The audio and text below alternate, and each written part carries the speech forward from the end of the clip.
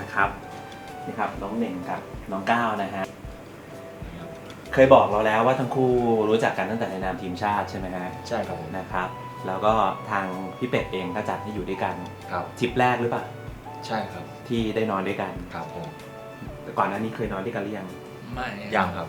เดี๋ยววันนี้จะได้รู้นะฮะว่าใครกลนไม่กลน ครับ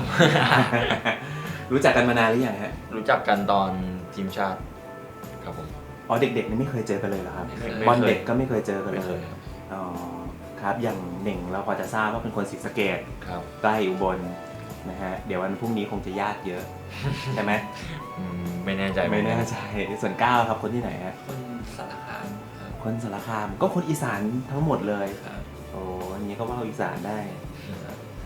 พอได้ครับ ได้นะครับเป็นยังไงห้องพักที่อุบลฮะ ก็โอเคครับ ได้มีชื่อมากับทริปนี้รู้สึกยังไงบ้าง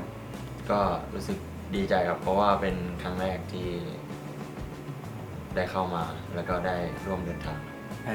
ก้าวล่ะครับ รู้สึกดีใจครับเพราะว่าก็เป็นครั้งแรกเหมือนกันครับที่ได้มากับทีม ครับพี่เคยเห็นภาพตอนนั้นประมาณสัก4-5-6 ปีใช่ไหมที่เป็นลูกของเหน่งเข้ามาในห้องของ SCG เมืองทองยูไนเต็ดแล้วก็ยืนอยู่ใกล้ๆกับลูกธีรศิลป์แดงดา ครับผม ตอนนั้นมางานอะไรฮะ เป็น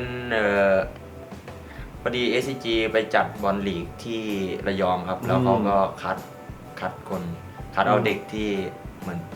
มันเป็นออสตา SCG อะครับไปดูพี่จำได้ตอนนั้นไปดูงานที่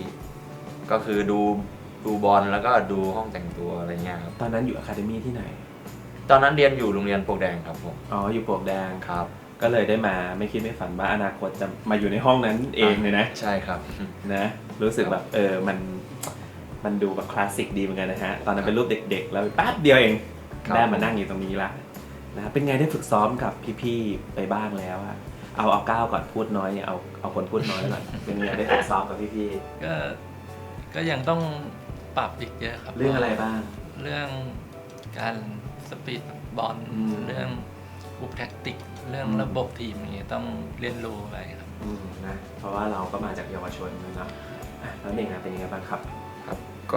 ก็ยังต้องปรับอีกหลายอย่างเหมือนกันครับการเข้าใจทีมแล้วการเรียนรู้ระบบเทคนิคของโค้ชแล้วก็การร่วมเล่นของผู้เล่นนะครับพี่ๆดุไหมในทีมก็ไม่ครับพี่ๆก็แนะนำครับผมครับโค้ชดุไหมไม่ครับ นะครับอย่างน้อยตอนนี้ก็คือได้ฝึกซ้อมได้มีชื่อมากับทีมด้วยมันก็ถือเป็นโบนัสแล้วเนาะเราก็ค่อยๆเก็บประสบการณ์เอาไว้เผื่ออนาคตจริงๆบอลถ้วยทั้งคู่น่าจะเล่นได้นะเล่นไม่ได้ครับจริงเหรอติดครับ FA คัพเล่นยังของก้าว FA คัพก็เล่นไปแล้วเหรอโอ้แต่หนึ่งได้ยังไม่เล่นสามารถที่จะเล่นได้ทั้งหมดเลยนะครับนี่ก็เป็นห้อง2 ดาวรุ่งนะครับที่เราพามาดูที่จังหวัดอุบลราชธานีนะฮะหวังว่าเริ่มต้นดีนะจะได้คว้า3 คะแนนในวันพรุ่งนี้นะครับถ้าคว้า3 คะแนนก็จะไปห้องนี้บ่อยๆนะฮะเดี๋ยวจะทำอะไรกันฮะก็พักผ่อนครับนะว่างๆทำอะไรอ่ะนอกจากพักผ่อนส่วนมากก็นอนนักฟุตบอลเหมาะสำหรับการนอนที่สุดดูสักของน้องๆก็จะน้อยมากนะครับมาแต่เป้ใบเดียวเลยมาเพื่อเล่นฟุตบอลจริงๆนะฮะโอเคครับพักผ่อนครับ ขอบคุณมากครับ